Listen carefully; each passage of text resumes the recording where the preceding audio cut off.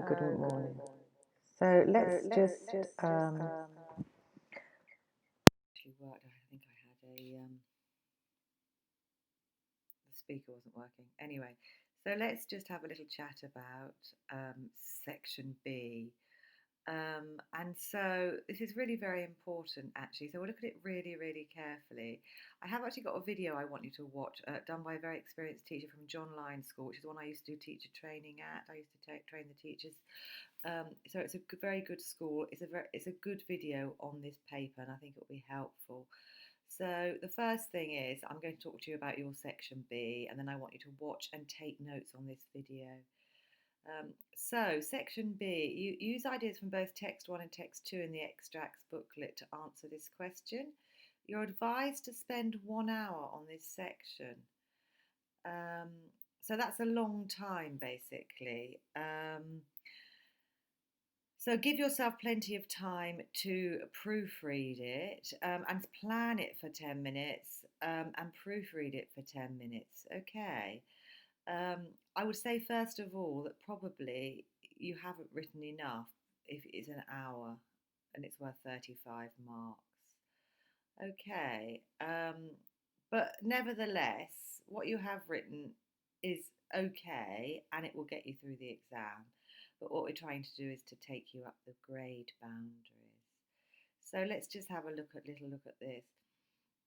So you've been asked to write a contribution for your school or college website with the title The Internet and Social Media. And obviously, you're allowed to use ideas from text 1 and text 2 in the extracts booklet to answer this question. And you're actually advised to use the ideas from both text 1 and text 2. So you could steal from both texts. You can talk about the positives and you can talk about the negatives. Okay, and it's a sort of a discussion question. And also, ought to think about the language and register. So basically, it's the contribution for your school or college website.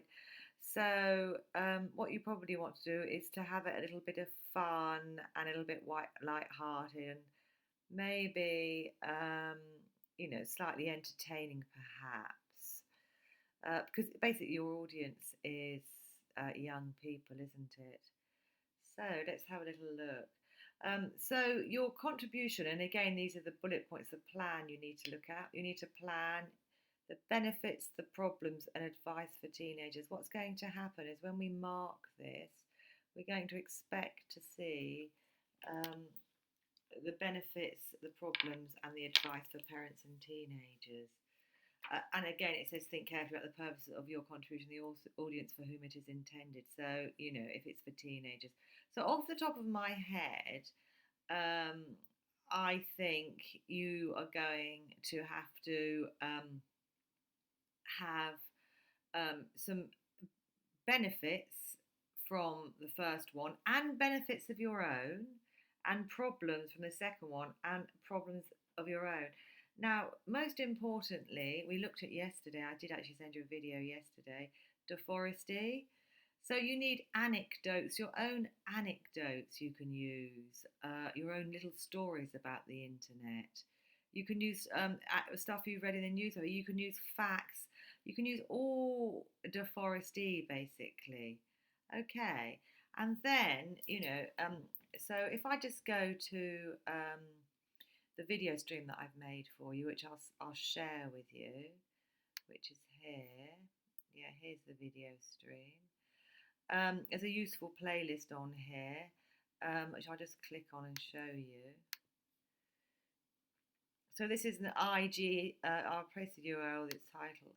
So this is IGCSE Edexcel English Language. That's a useful playlist for you. And we'll go through it together. Mr. Bruff does a really good one on writing to argue and persuade. So I'm going to say, first of all, Da Foresti. Okay, you could have used. And I'm going to say R faster crotch, which I showed you yesterday. Okay. I'm going, and what we'll do is I'll quickly look at this video, at your piece, so that you can get some feedback. And then we'll have a little think about how we could improve it. Hmm. So how many words is that? Where's the word count here? Tools. Word count. So I think you probably need, so feedback. I'm going to give you feedback here. You need 500 words. Well, 400 to 500. Okay, let's just read it as it is. So social media consists of websites like Facebook, Twitter, and YouTube. So basically, social media is media designed for socializing. It is used by many people around the world for predominantly harmless fun and communication, but these websites also have a fair amount of harmful and inappropriate content. Today I will discuss the benefits, problems, and advice for social media. Okay, so that's a nice intro. We like that. There are many benefits to social media, the main one being communication. Most people upload content to show to their followers. Luckily, this is most of the users. Very few people use these websites for malicious reasons. Okay, so this second paragraph, I'm just going to put a bracket here. Second paragraph. Take from text 1 or 2. Okay, so you may want to think about what you could take from text 1 or 2. I'm going to ask you to redo this actually. So what could you take from text 1 or 2? Or from your own experience. So there was lots of stuff about power to change the world, wasn't it? And you can talk about social media and Facebook are used for organising and sharing ideas such as Black Lives Matter or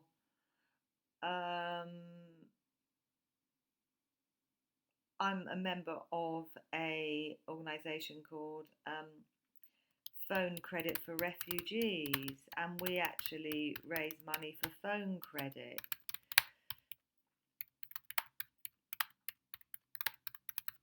For people abandoned alone in refugee camps so they can speak to their parents or family. Okay, so social media allows us to help each other. You've probably got your own examples, okay, but you could use anecdotes. So one of the anecdotes I could tell you about was a little boy who was dying of cancer. I think his name was Stephen. And he did a thumbs up and asked people to raise £1 million for him for cancer research before he died. I'll go and find you that if you want. Hang on. Anyway, that's an anecdote about the power of social media.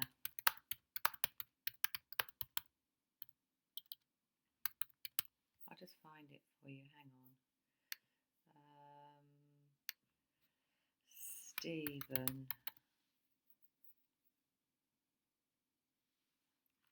Dying, cancer, thumbs up. I'll just see if I can find it because that's kind of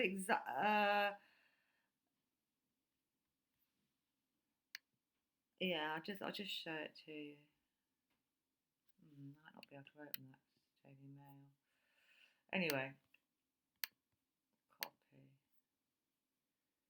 Jack. I would be able to read that. I'll just see if we can read this. Hang on.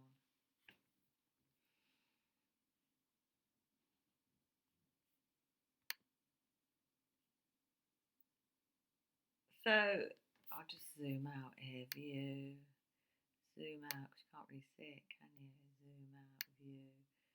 Zoom out. So Stephen's mother says her final farewell, a private funeral after hundreds of mourners turn out to give thumbs up to cancer campaign victim. So, Stephen raised millions on his justgiving.com page, but donations continued to pour in. So there we are. There's his mother and brother. There he is. Anyway, we need a picture of him doing the thumbs up, don't we? There he is. He started the fundraising drive on his justgiving.com page, but the donations continued to pour in. 4 million.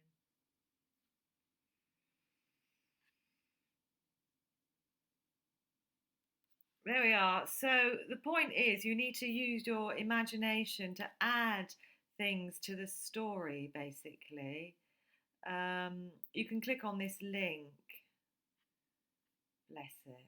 4 million he raised. Okay. So the point is, you have to have anecdotes. I mean, I would add that anecdote. Okay, that is an anecdote. Take a look at it. Use it. All right. He used Just Giving and Facebook.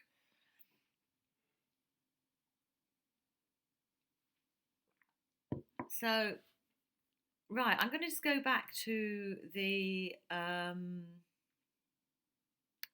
put this in a different colour so you know it's me. I'm going to now go back to the actual paper to see what other things we could take from it, okay? So we are allowed to use text 1 and text 2. So, what could we say? You can read about social injustices. You can join campaigns against social injustices. You probably want a little bit more concrete ideas there. But anyway, you could use these. And then you can use short and long sentences. Social media is a gift. So the point is that these are actually helpful. This is all helpful for you. Because it's actually got almost like a model in front of you that you copy. So if I just put this underneath here under feedback, so we want to steal some bits from here. All right. I spent hours reading first-hand account of social justice injustices. So you can use this basically. All right. I'll put it in blue.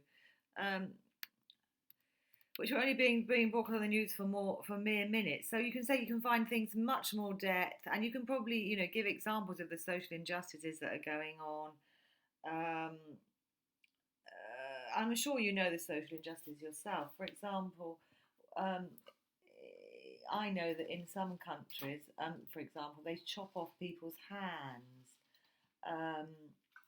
If they're caught stealing, and only yesterday I think it was, some Iranian teenagers had 4 fingers of their right hand removed in a special machine for stealing, amputation. So people like Amnesty International do campaigns to try and stop. That's gross, isn't it?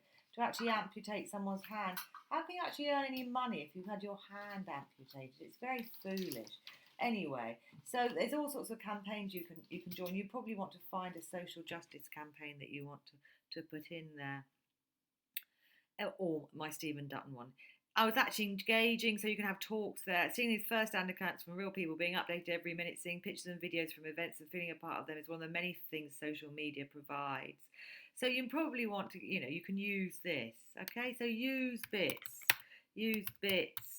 in your own words, okay? Well, I'm going to carry on reading yours, basically. There are many problems. These websites, some nasty police are doing all sorts of things that they shouldn't be doing. I'm not sure what I can meant to do to Kaspersky, but trust me, there are some horrible people out here.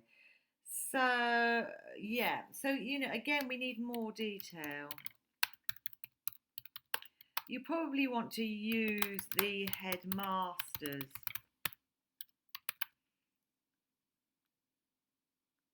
piece for ideas here, okay? You just steal and steal and steal the ideas from the texts you are given, plus your own. Okay. So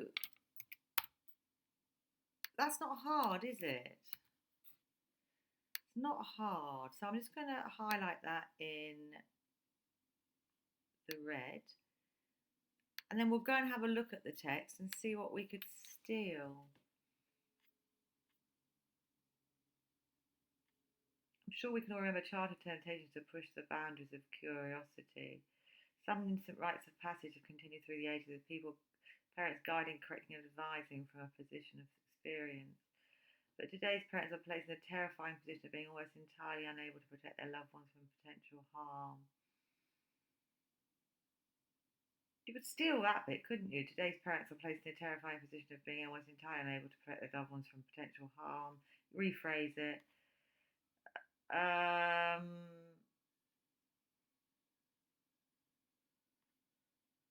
What could you say? Oh yeah, you can talk about cyberbullying, can't you? So cyberbullying, and then you could probably give examples.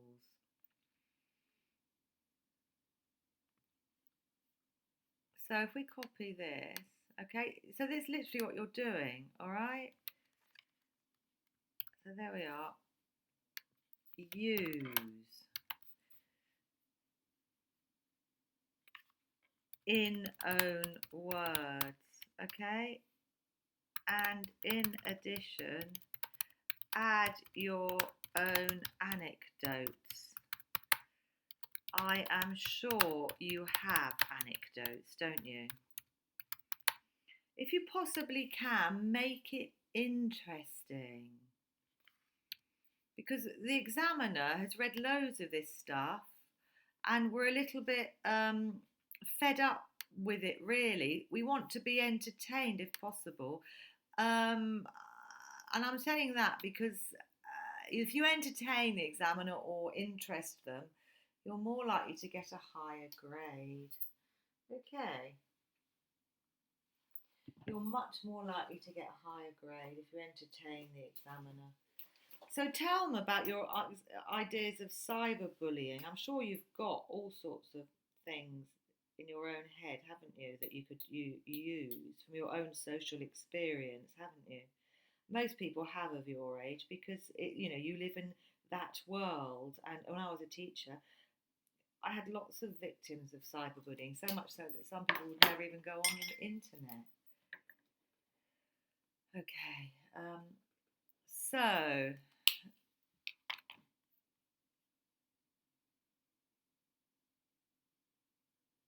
all right, so I want you to redo this for homework, basically. I am going to show you the mark scheme in a minute, and then you'll be in a perfect position to do it, won't you? Okay, so that can be next week's homework.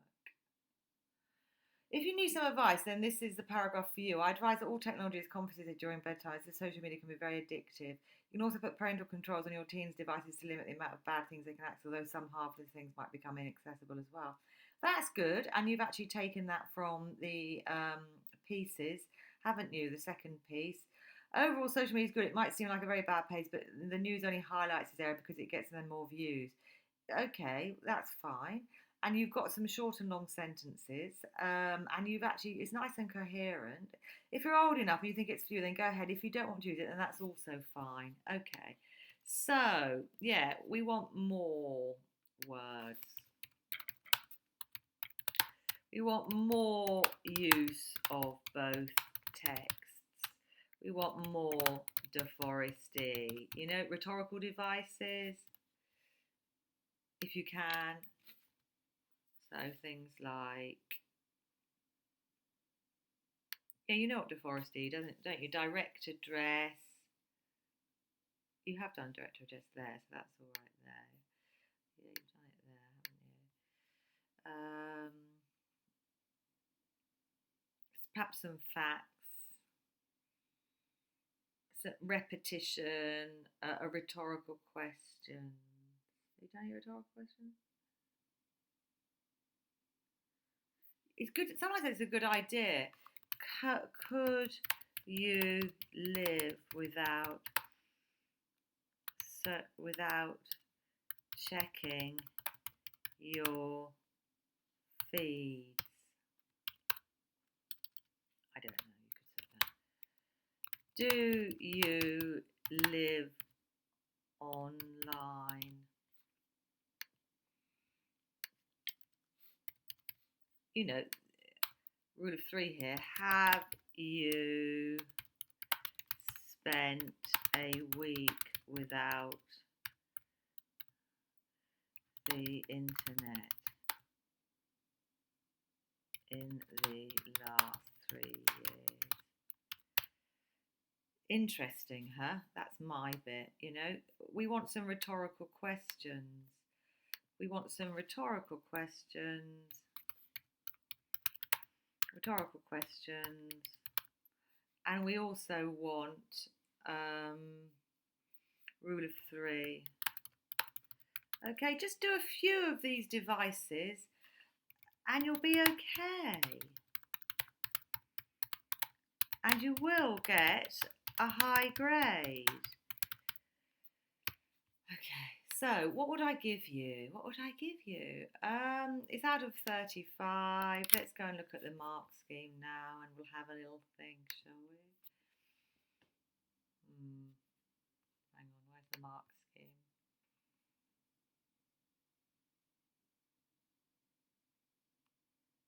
I think that was the mark scheme, isn't it? Okay, so here's the mark scheme.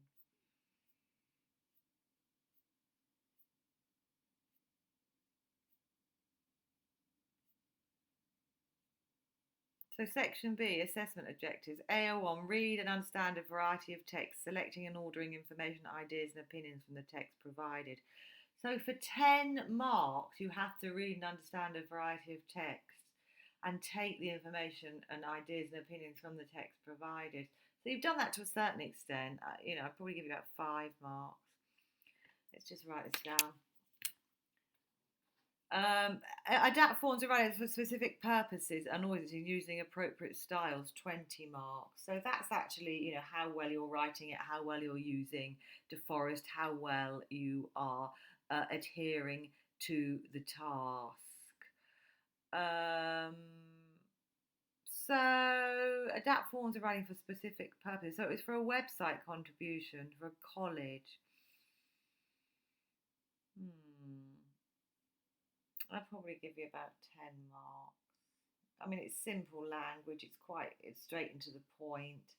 Doesn't really add any entertainment or amusement or anything to it, so I'm not sure why people would read it. But it does fulfill the criteria. AO3, write clearly using a range of vocabulary and sentence structures. Well, you've definitely got that. I'll give you all 5 marks. So I'll probably give you about 18 marks altogether, 18 to 20 marks. Anyway, let's have a look. A suitable register for a website contribution should be adopted. Candidates should address all areas. The following list indicates some points that candidates may make, but there are other possibilities. Some candidates may interpret the task more widely and use other examples than those mentioned in the passages. That's what I was trying to force you to do. So the benefits: provides information, prevents information in a way which engages teenagers, provides instant updates, is often live, develops self-confidence, improves social skills, is empowering, is universally available.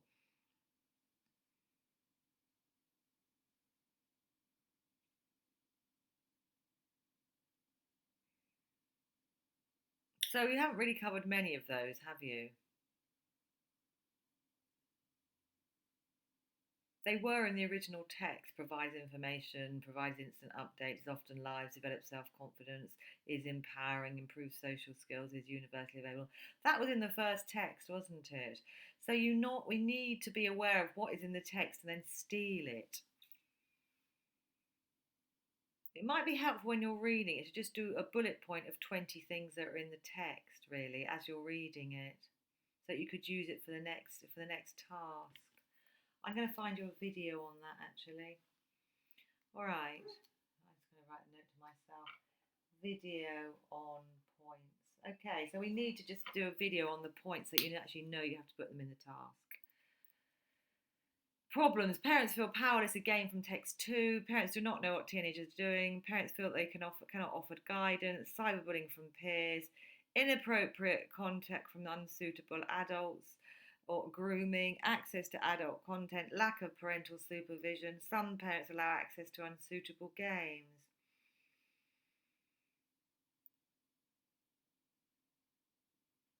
So there's lots of ideas in there, isn't there?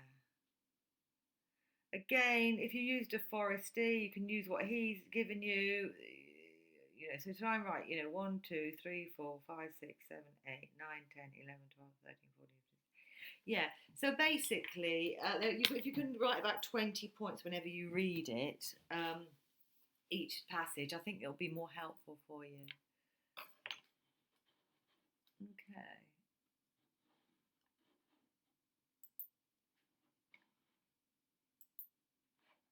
Right.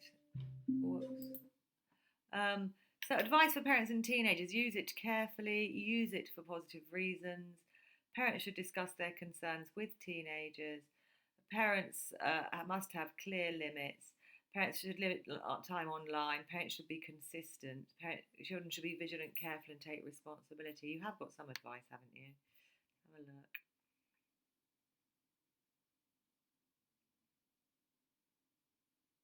You have got some advice, haven't you? If you need some, this is the paragraph for you. I advise that all technology is confiscated during bedtime, as social media can be very addictive. You can also put parental controls on your teen's devices. But wasn't the question college? Yeah, so it's aimed at teenagers, isn't it? The audience, your school or college website. So probably they're not going to put parental. This isn't for parents, is it? It's for teenagers. So think about your advice, basically.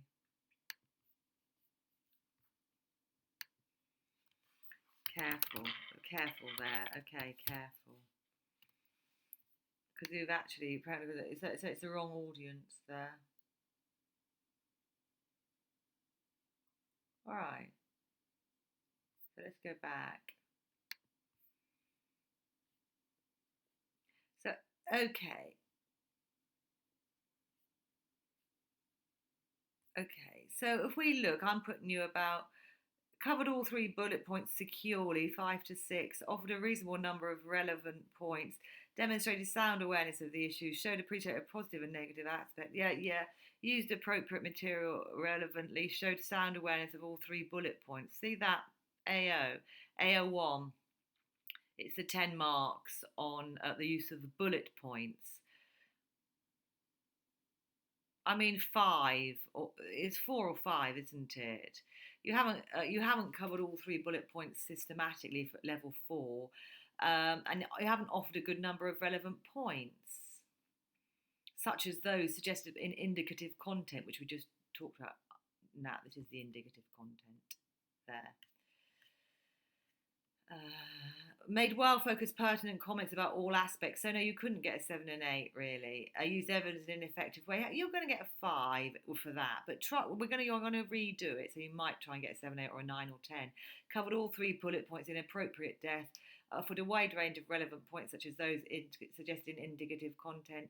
Demonstrated what strong regard to the issues. Presented well-focused comments with strong reference to all aspects, which is what I was trying to do basically by doing anecdotal examples, supported their points strongly with apt and well-chosen examples, so using examples from the text and then your own examples, showed strong insight into all 3 bullet points. So I give you 5. AO2. Use professional judgment to award up to a maximum of 20 marks according to the following grid. So this is the important one. Let's look at level 3, between 9 and 12, which is probably where I'd put you. Sound and its capacity to write appropriately for a website contribution. Yeah, your sound. It does look a bit like a website contribution. A clear grasp of how to relate to the specified audience. Well, you did go a little bit off by writing about parental controls and its teenagers. But on the whole, you've got a clear grasp of how to relate to the specified audience, which is why I put you down at 10, not at 12. Writes with sound control over style and tone. Choice of register and vocabulary relates soundly to the audience. So yeah, I put you about there. We want to get the top level, which obviously you do. You can have a crack at it. Style and structure very successful and highly appropriate to a website contribution. Successful and consistent adoption of an apt tone. Choice of register and vocabulary extremely well adapted to audience. Communicating effectively and lucidly, engages the audience with sympathy, flair, and assured language control. And excellent perceptive awareness of format.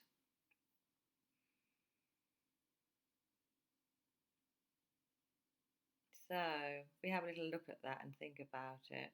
Would you put that? Would you put yours there? You wouldn't.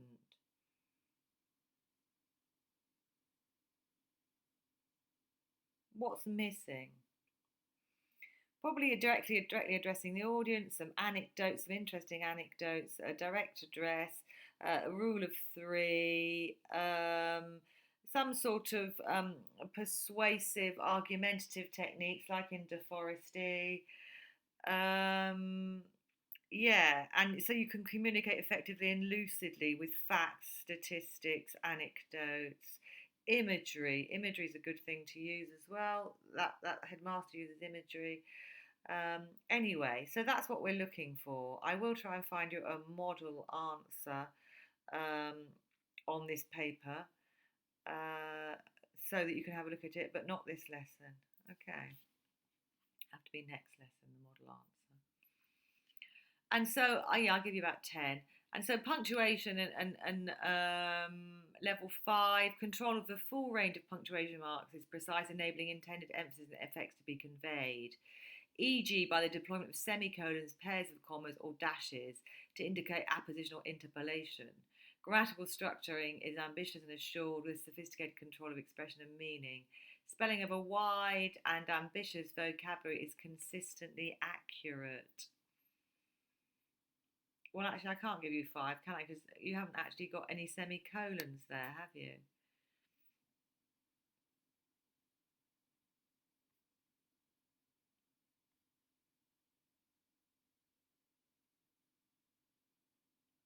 I'm just looking for semicolons.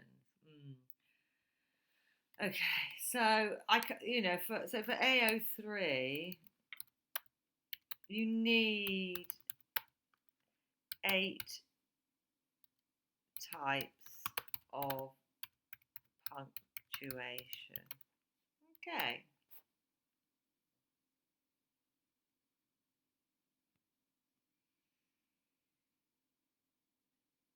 And you always should put a semicolon in, and it will take you up a whole grade.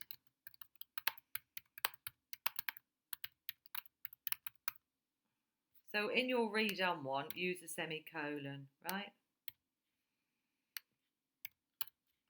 It'll take you up a whole grade.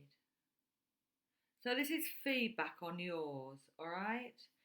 So I probably would give you 19, 18 or 19. Okay, 18 out of 35. Is that half marks? It is, isn't it? So you'd pass. You'd probably, you'd pass, definitely. Okay. You get a 5 or a 6, I think, probably. Are you happy with that? But we want to, so can you redo that with my advice?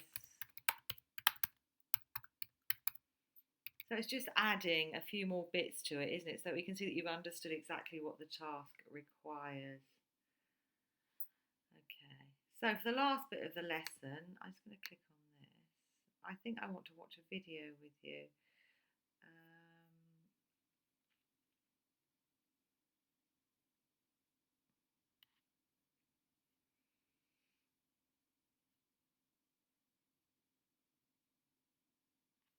I can't, what was it?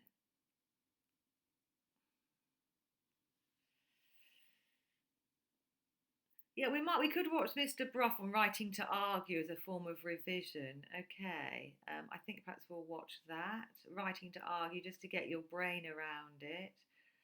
And then what I might do is I am going to find the video on the 20 points basically, but we'll watch Mr. Brough on writing to argue.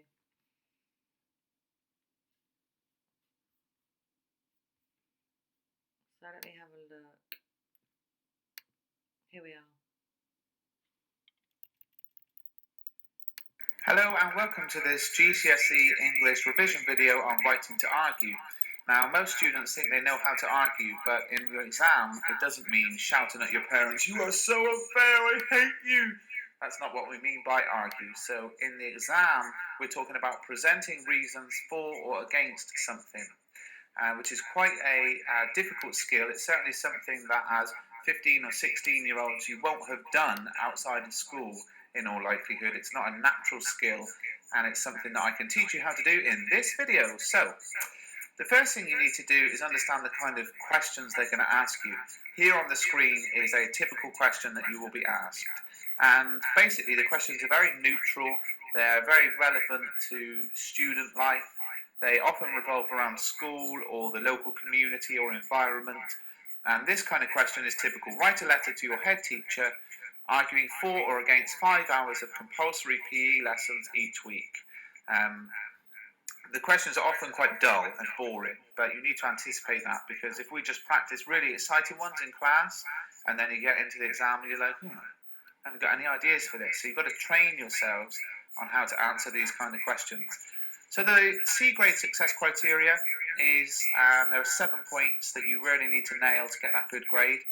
A clear identification with purpose and audience. That means that everything you write in your exam response is all about the question. It's all answering the question. So in this case, I don't know why that's echoing so much. It's annoying, isn't it? I'll give it another whirl. It's echoing back at us, isn't it? Okay, so carry on watching this in your own time anyway. Okay, so carry on watching this.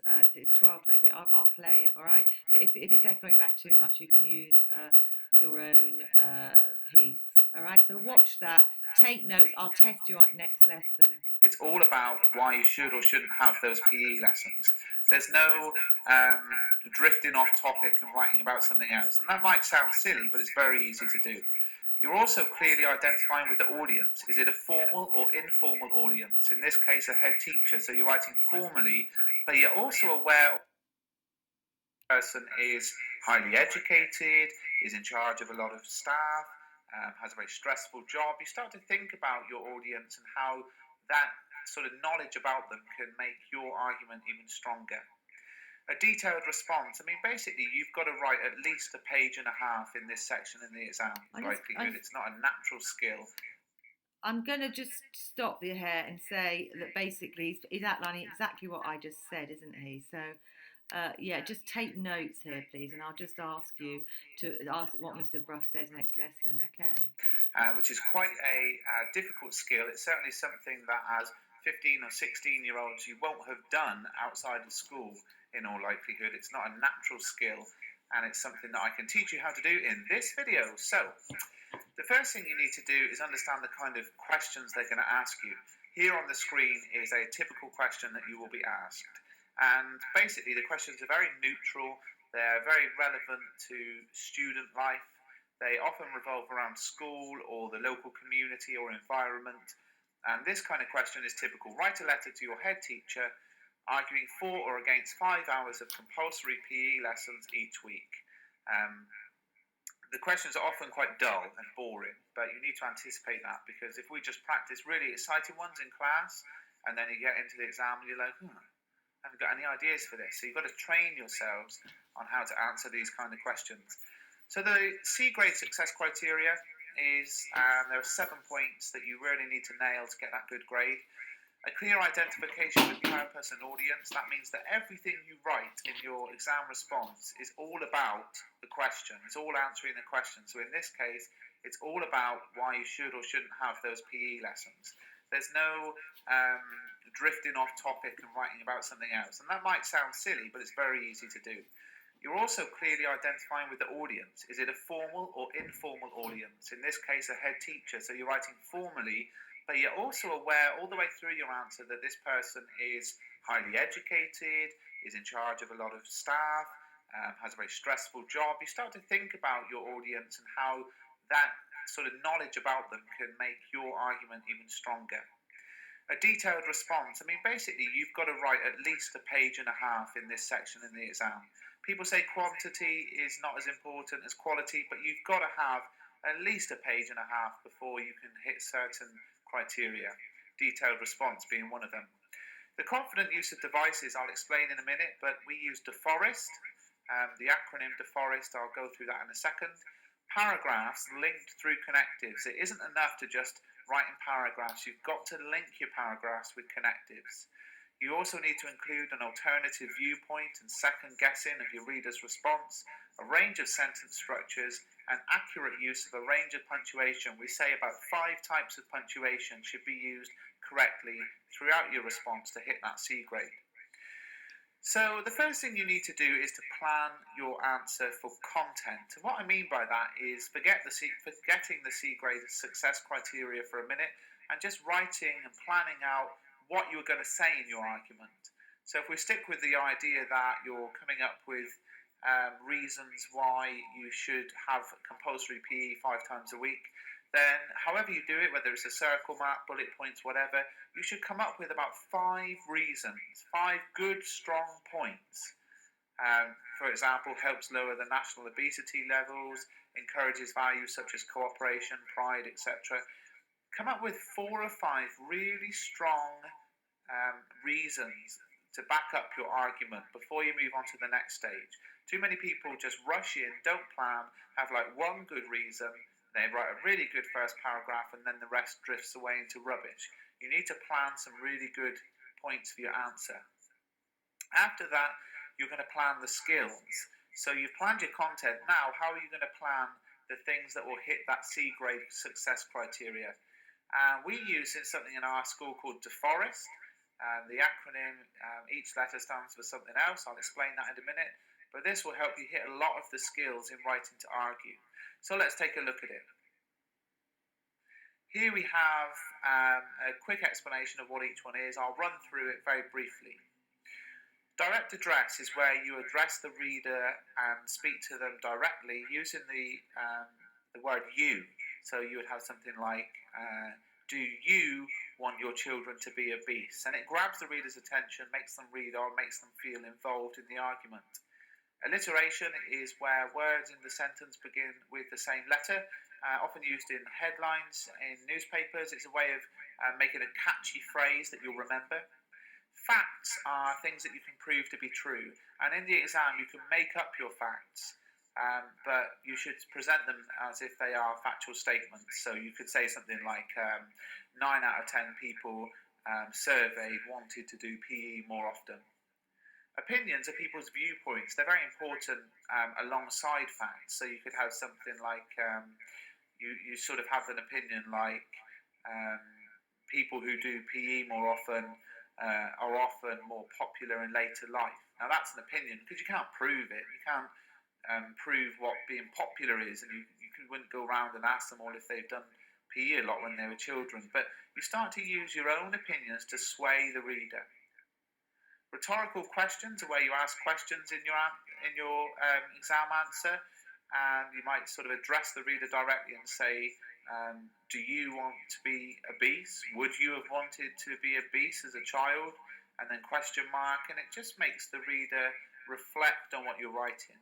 And repetition is where you repeat key points or key phrases to drum them into the reader's head, to drum them into the reader's head, to drum them into the reader's head.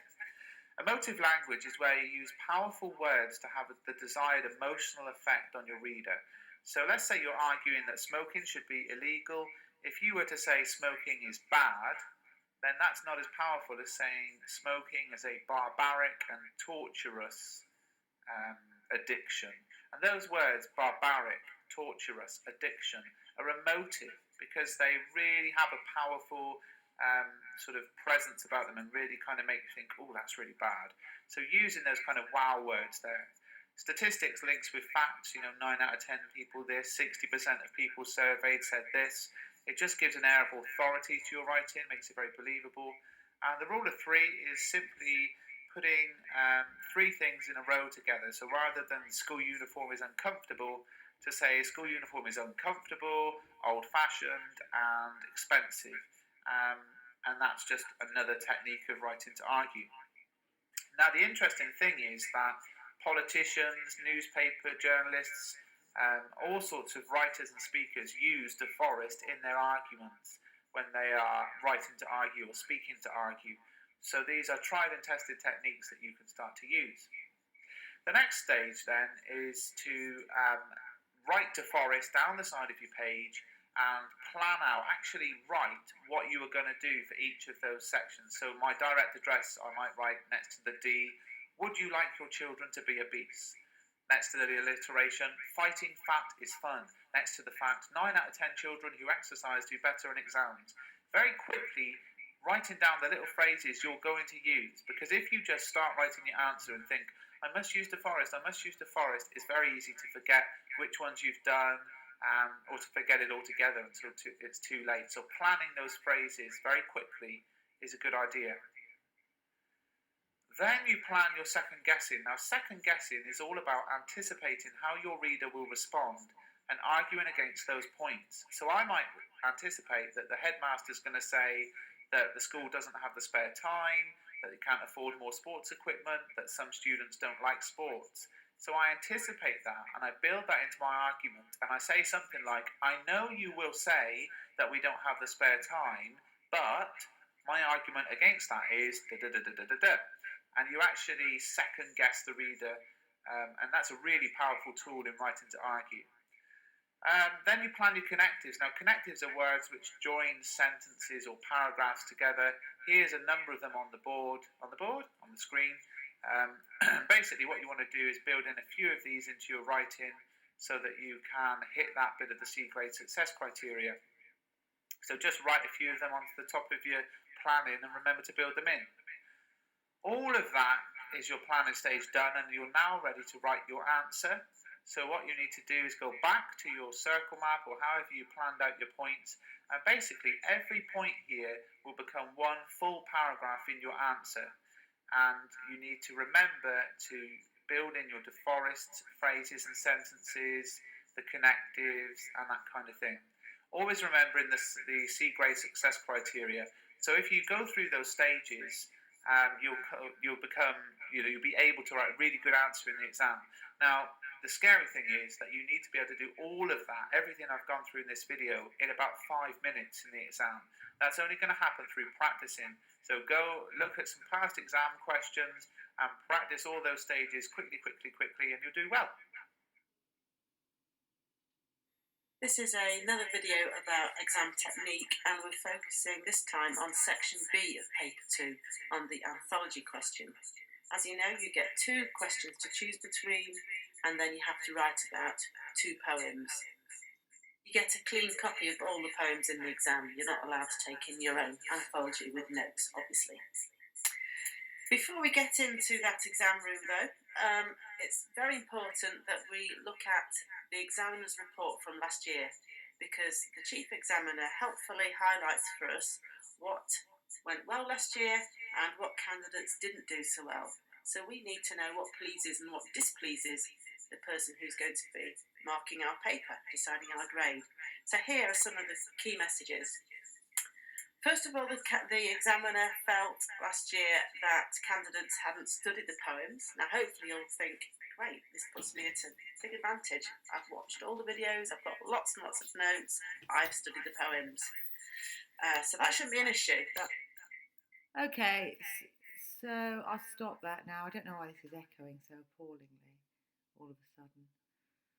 Anyway, so there we are. So Mr. Brough is giving you some really good examples on how to write a persuasive essay. Can you write down the notes on that and then just talk them back to me next lesson?